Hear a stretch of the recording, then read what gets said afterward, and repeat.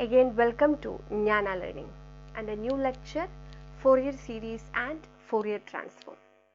So here I would like to give you a clear-cut idea about what is Fourier series and Fourier transform.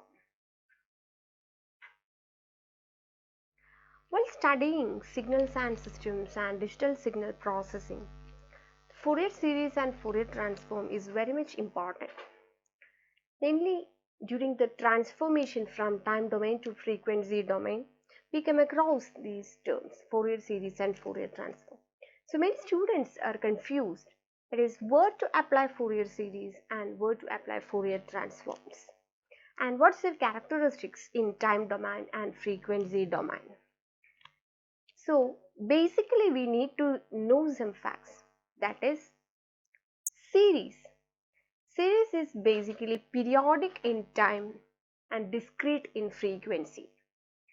And transform means it is aperiodic in time and continuous in frequency.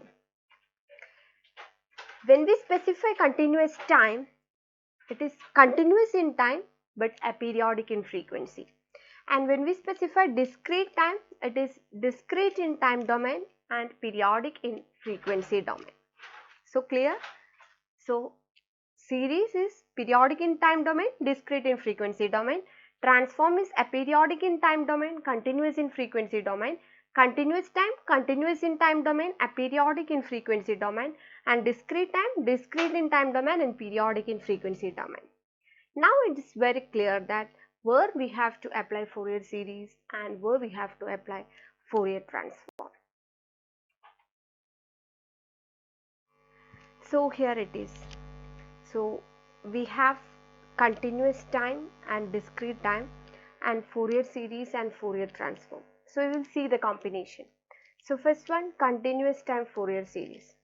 So in this case, in time domain, we have continuous and periodic in time domain, and the signal is represented as x of t is equal to summation k is equal to minus infinity to infinity ak e raised to j k omega 0 t, where ak is defined as 1 by t integral over t x of t e raised to minus j k omega 0 t dt. So it is, the term is discrete and aperiodic in frequency domain. Now when we move to the discrete time Fourier series, here in time domain we define the signal as x of n. It is discrete and periodic. So x of n is equal to summation k is equal to k or n ak e raised to j k 2 pi by n into n. So 2 pi by n is omega, its frequency, and here ak, which is equal to 1 by n summation over n x of n e raised to minus j k 2 pi by capital N or n. So it is discrete and periodic in frequency. So that is the case of discrete time Fourier series. Now when we move to continuous time Fourier transform, so here we consider the signal x of t, which is continuous and aperiodic in time.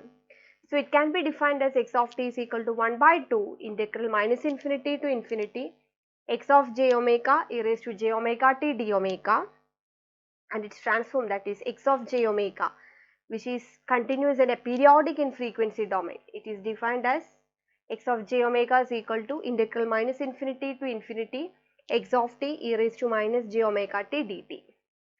Now the last case, that is discrete time Fourier transform.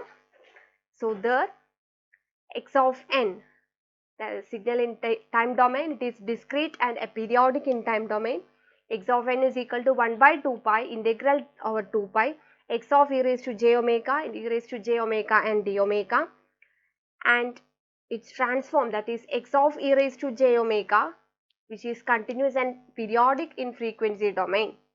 It is defined as x of e raised to j omega is equal to summation n equal to minus infinity to infinity x of n e raised to minus j omega n. So now it is very clear about the Fourier continuous time Fourier series, discrete time Fourier series, continuous time Fourier transform and discrete time Fourier transform.